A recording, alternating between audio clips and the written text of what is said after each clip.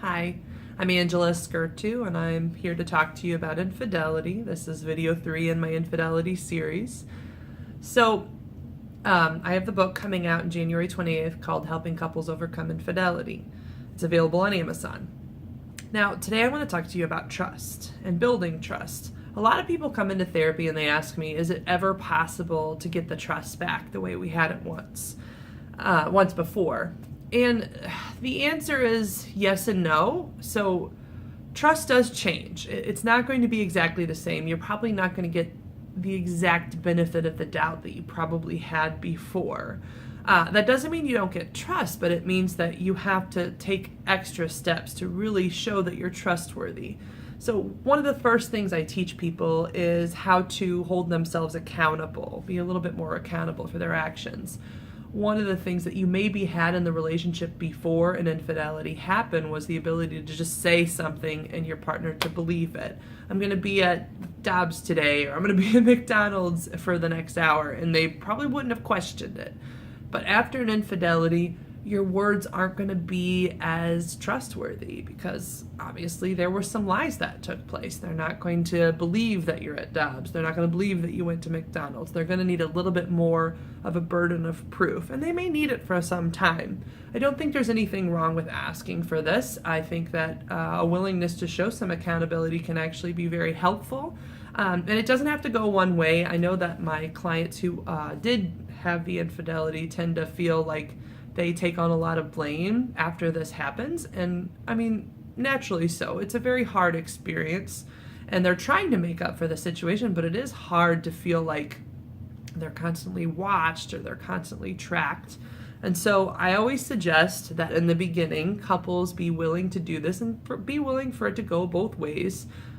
Even for the partner who didn't cheat, simply because it makes it feel a little bit more like it's a team effort. So if you're asking the person who cheated to just kind of let you know more than words, like maybe, I don't know, FaceTime me at your McDonald's. If that's what you need to do, FaceTime. Why not? Why does it matter? If it helps to show that extra accountability, look, I'm here. I really am trying to work on things and make this better, then take the extra step. Or other things people can do an extra step of accountability is open up passwords and emails and phone calls. And I know this can be annoying at first, but the reality is if it goes both ways and you kind of work on having an open book mentality with each other, then it's kind of not that bad of an idea. And it does hold you accountable.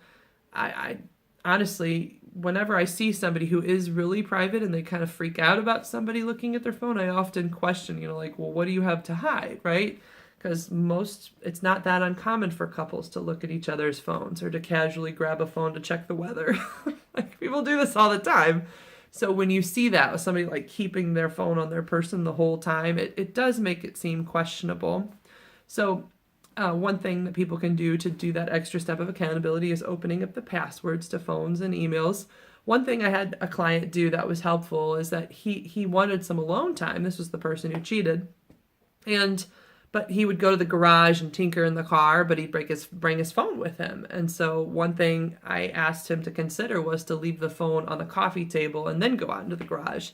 And since really he just wanted alone time, he didn't care. He was like, sure. And he left the phone. And that one thing helped his partner, who's still trying to build trust, really feel better about him taking alone time. It wasn't him trying to go out into the garage and text the other person. No, it really was that he just wanted some time away, and he was just used to having his phone on his person. But just knowing that small thing can have a big impact helped them. It started to build trust because she said to herself, okay, he's not trying to hide something. Really, he just needs alone time. I'm going to let him have his time.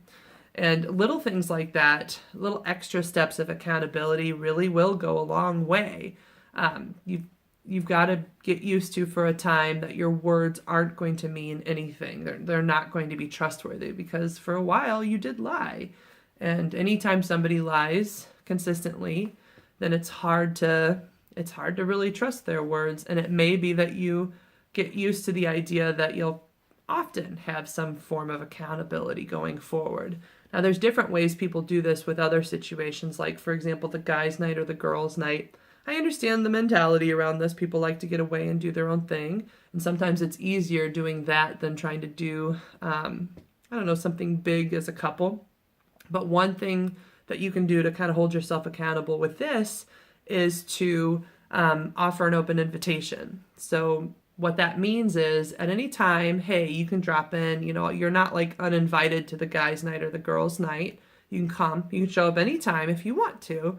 I still want to be able to go out with my girls or my guys every now and then.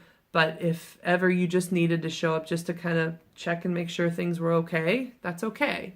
And the willingness to just have the open invitation sometimes is enough. Maybe your partner will show up, maybe they won't, but just the idea that you're willing to go as far as to say, you can come to anything you need to come to. I don't ever want you to feel excluded, is a step in holding yourself accountable. Because then when you go out anytime, okay, they may show up. So I want to make sure I'm on my best behavior too.